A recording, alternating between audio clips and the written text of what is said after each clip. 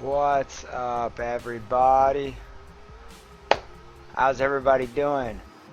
Welcome to episode 3 of the Words of War. I'm your host, War Dragon, and I'm here to take you on a little journey today that'll hopefully pay off for a lot of people. I got a pretty good show planned for today. I've got a replay for us to start looking at that's got some really awesome stuff on it. As I said before, today's all about mid. I've got a 5-game series or a 5-show series going on right now, and I'm going to cover every position so that we know exactly what's going on with each specific position and cover some of the basic stuff so that everybody's got a touch on it. So I've got 2 more shows coming up. One will be for support and one will be for top. And for support, I'm really excited because I've got a buddy off of Raina Gaming who's sending me a ton of extra information on support, who happens to be a Plat 1 support main. So that should go over well. Also, when I hit the 5th episode and I finish up this set, I've got a new series of shows coming along for you with a lot of really good information that I think will be really useful for everybody, as well as I'm going to begin doing a character development series for every episode. So at every episode I'll go over a specific character and I'll go over the strengths and weaknesses of the character, when it's good to pull this character out, who the character counters, who counters the character, what some good basic builds are for the character, and ways to utilize the character properly. So from episode 6 and on, we're going to start seeing that, and I'm pretty excited about that because I've had a lot of people asking me questions about specific characters. So I'm going to go through the list and I'll do one character an episode and try and patch through each setup. So I'll do like an ADC and then a support and then a mid, then a top, then a jungle, and repeat. And hopefully this will allow people to at least figure out maybe if a character that they didn't knew they wanted to play is now a character that they may feel like playing because it fits their play style. In addition to that, when we get to episode 10, I've got a few little goodies to throw out there, so hopefully we'll get around there soon. But let's get started on this episode and we'll head straight into the replay. If anybody has any questions, as always, just go ahead and ask them. And let me know if I have any music issues or anything's too loud or whatnot as we go. But let's get right into this.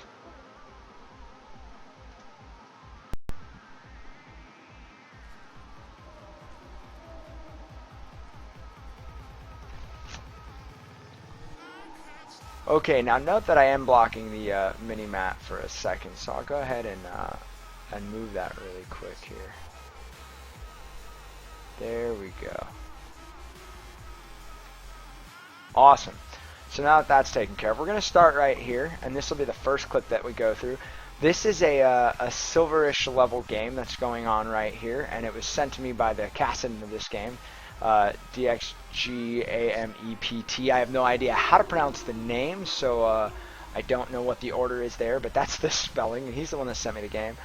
And he's mid as Kassadin against a Lux, and the back and forth is really interesting in this game because their CS kind of lacks, but they make up for it with some really interesting mechanics and aggressive play.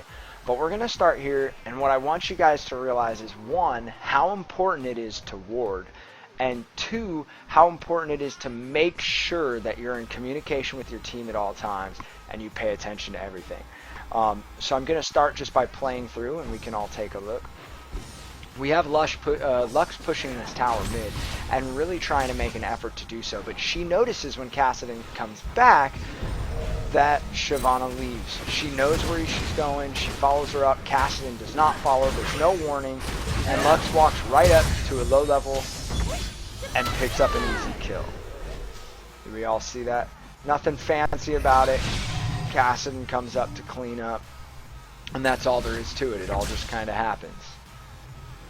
Now I'm going to pause it there and I'm going to back it up for a second, and now I'm going to notate what I thought was such a big deal about what just happened.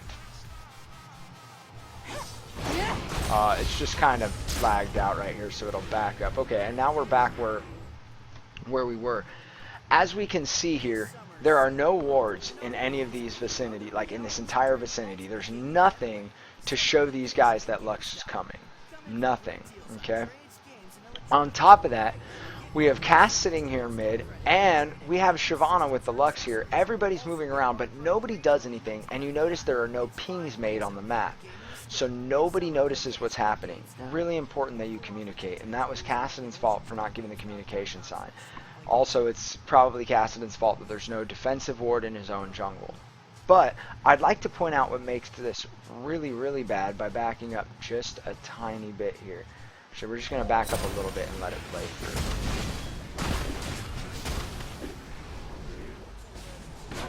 Okay, so while she's pushing, I'm going to go ahead and change our Fog of War here to cover purple. You could see her turn off. She turns off on the screen. Everybody could see that. The Shyvana noticed that. And she doesn't come back to lane. She doesn't come back. If you're Shyvana right now, you should be worried. You should have a sense in your neck, like, where's that Lux at? So by not doing that, it puts the blame on Shyvana herself. And that should not have been a kill. So that's our first play right there. It's a good play by Lux. It's a bad play by the purple team. And it's an easily avoidable play. Like, you should be able to avoid that situation by making sure you talk to your team and paying attention to people who are missing. Okay? Now we're going to move on to 11:05. Now this goes into what I was talking about in the post and what I said we were going to be covering today, and that is roaming. Roaming and following. Very, very important stuff, and we're about to see one take place here. And one of the important things that I want everybody to pay attention to is the time that's taken during this. We're going to pay attention to the amount of time that gets spent here. Kassadin and Lux are kind of doing it out. They're doing their own little thing here mid.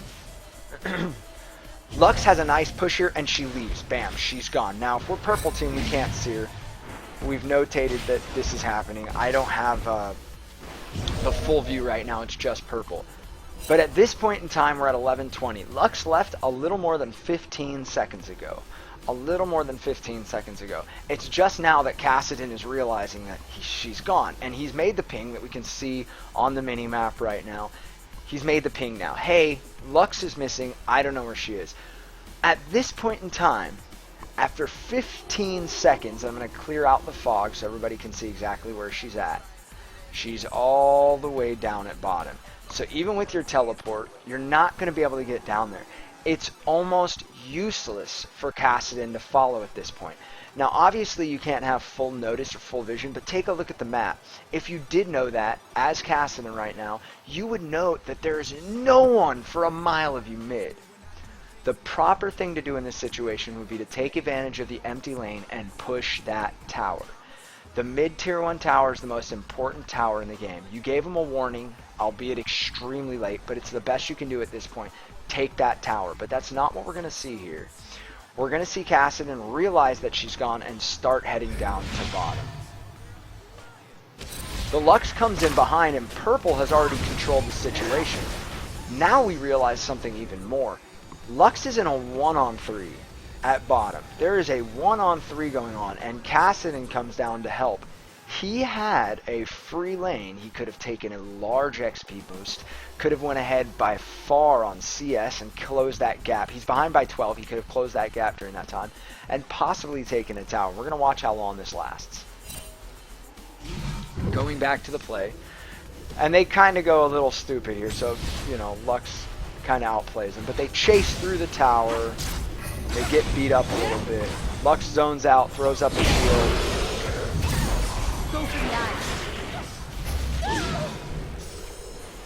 Are we watching the time? Yes, Kassadin helps with that kill, but only reason Kassadin was necessary was bad plays by the rest of their team.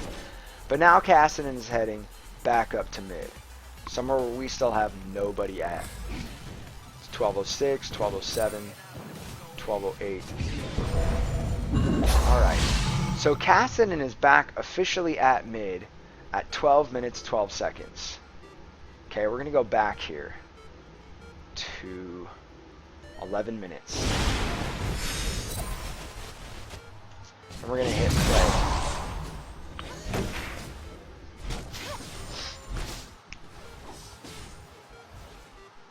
And there goes Lux. If Kassadin had begun hard pushing right now, had Kassadin began hard pushing, just did it and didn't look back, the likeliness is that the bottom lane would have had something going on for even longer than Kassadin made it. Lux would have been out of lane for longer, and we can watch the dynamic. Just sit and watch the creeps. How long does it take a Kassadin to clear an entire creep wave with his ultimate? Not long.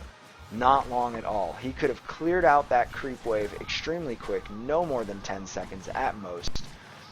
We're still watching him creep. He would have had the first creep wave already dead with full creep still alive and been banging on that tower for quite some time now. Here's the next creep wave. He could have instantly killed this creep wave, and he probably wouldn't have his creeps quite there, so he would have had to back. Then when his creeps come in, he'd have a siege cannon with him too. Having a siege creep with him too and all those creeps, and he's just now getting back, there's still nobody to contest mid. That would have been a guaranteed tower. I 100% promise you that had Kassadin stayed mid, he would have had a mid tower. So that's a trade you want to think about when you're following. Why am I following this person? And is it too late for me to make use of the follow? And what is the best thing I could do at this point in time? In this specific situation, it would have been to stay mid. Now I have another clip, and we're going to take a look at, and it is at 1550. So we're going to go 1545. In this one, we have a perfect roam. Okay, this is a beautiful roam. Kassadin and Shyvana tear stuff up, or Kassadin and Jace. We see that Kassadin sees what's going on up here a little bit before it actually happens and heads up. There's a ping there, so somebody noticed that Lee Sin. Kassadin decides to outright it, and it's a beautiful play that happens here. This is an absolutely beautiful play. Is it a beautiful play because it's a beautiful play, or because Lee Sin is bad? We don't know. Here's where things go wrong. Right here, we have a double kill. Okay, we got 2 people dead. We've got a 5v3, and again, we have an open top turret, and we've got some CS up here just a little bit. We've got Jace and Cass right here, and we've got Shyvana right here. The smart thing to do after this would be to back off, and just to finish this off, the snare misses. Okay, Jace heads back, the snare misses. What we should do as a team right now is go to top and take that free tower. Take the free tower. It's there. It's 100% free. It's not going anywhere. Shyvana could head mid and cover mid from Lux. And if Lux decides to follow up top, then we have a free tower at mid, which is even worse. No matter what, there's a tower in this trade. There should be a tower in this trade. But instead, we have this.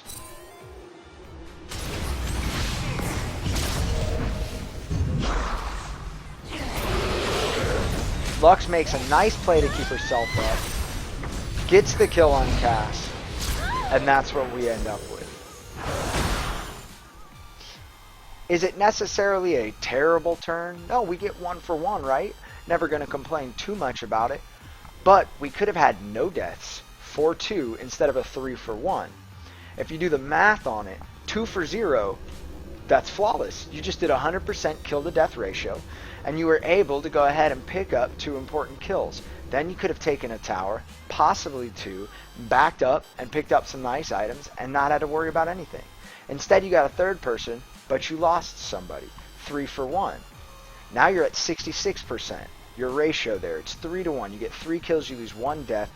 It's not as good as the 2 to 0. Never ever think that it is. If you want to extend and go for that extra kill, but you're going to lose a guy, it's not worth it. Take what you get and relax. And as we watch this play out, I believe that nobody ends up with a tower here. Jace does some pushing top, but I think he backs pretty early. Maybe he does get the tower, which would be great. As you can see, Shyvana backs, so mid tower is left completely unbothered. Jace may actually get this tower here, but let's just see what happens.